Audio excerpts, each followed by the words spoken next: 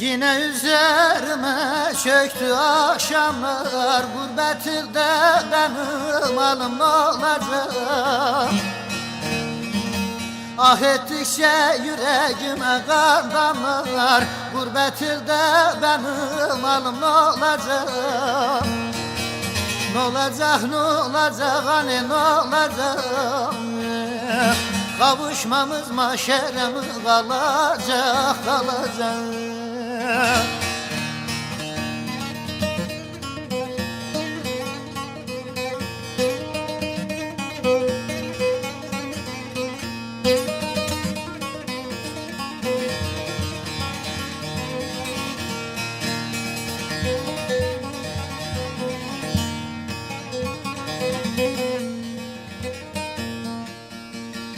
Ezelden ağladım, nasıl güleyim? Feleğin oyunu kimden bileyim?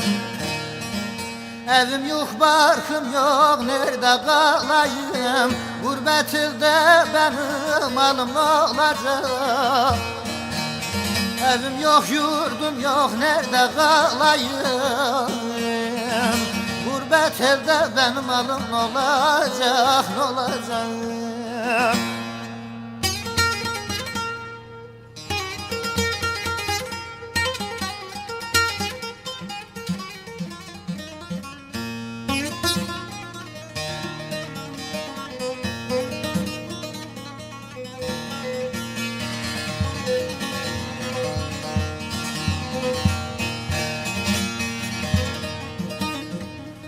Helen Orhan üstüm dağda dinmedi yaşlar, yoksulluk gariplik ciğerim haşlar.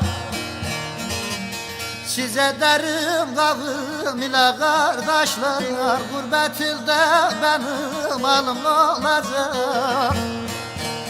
Size derim kavim ile kardeşler, ah gurbet elde benim halim ne olacak, ne olacak?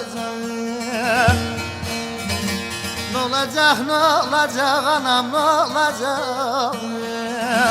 Ah kavuşmamız maşere mi kalacak, kalacak?